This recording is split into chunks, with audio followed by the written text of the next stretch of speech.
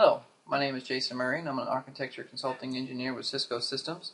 This is a first in a 5-part video series that will walk you through the initial setup of UCS to get you to the point where you can install UC on UCS.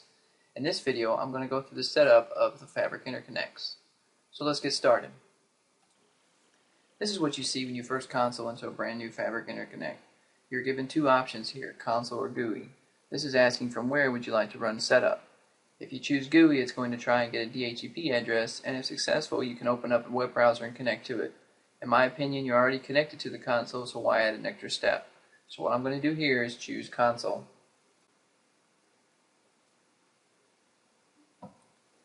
Now since this is a brand new fabric interconnect, I'm going to choose setup.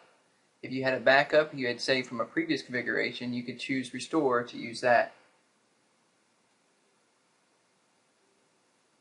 This is just reconfirming that you want to set up a new fabric interconnect, which we are, so I'm going to choose Y for yes. Now it's asking for a password. This is what you're going to use to connect into the manager to configure your servers. Now it's asking if it will be a part of a cluster. Since we do have two fabric interconnects, I want them clusters for redundancy, so I'm going to choose yes. Since this is the first fabric interconnect, I'm going to make this one A. And now it's asking for a host name that is going to be shared by the fabric interconnects. I want to make this lab 6120.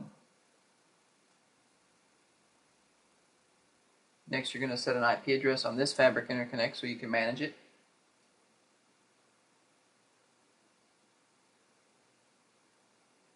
Then set your net mask.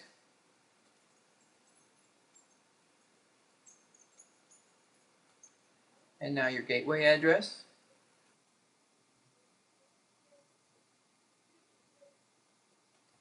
Now you set a cluster IP address. This is going to be the address that both fabric interconnects are going to share. Whichever one is primary at the time will be assigned this address.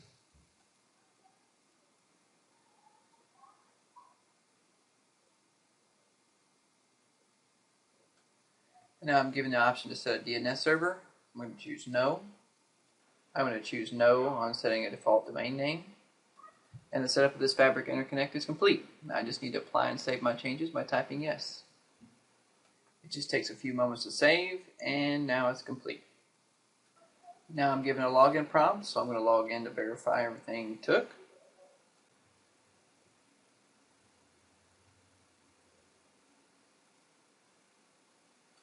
And I'm now logged in.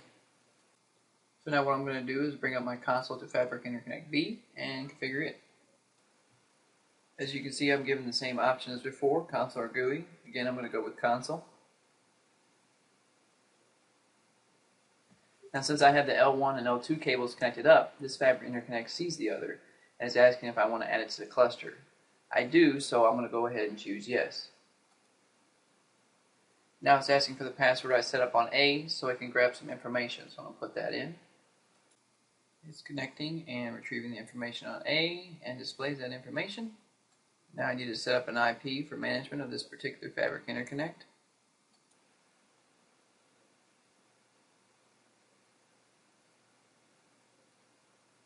Since it retrieved most of the configuration from A, that's all that needs to be configured on this one, so I'm going to choose yes to save.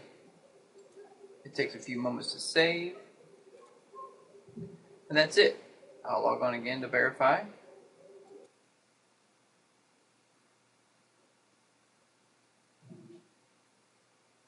And I'm in. So now what I'm going to do is I'm going to see if I can web into the manager from my desktop.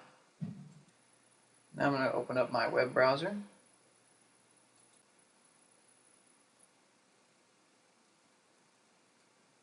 I'm going to type in the cluster IP, and if everything worked correctly, I will connect to the manager homepage. And here it is. Now I'm going to choose launch to open the manager. It's going to download the Java applet for the first time and run it. And in a moment, it'll ask for my username and password.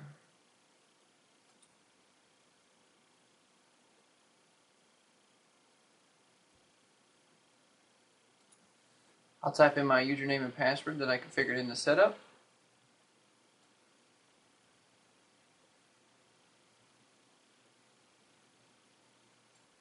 And that's it. In a few short minutes, your UCS manager is now set up and ready to be configured. In the next video in this series, I'll walk through the initial setup of the UCS Manager. Thanks for watching, and always thanks for choosing Cisco.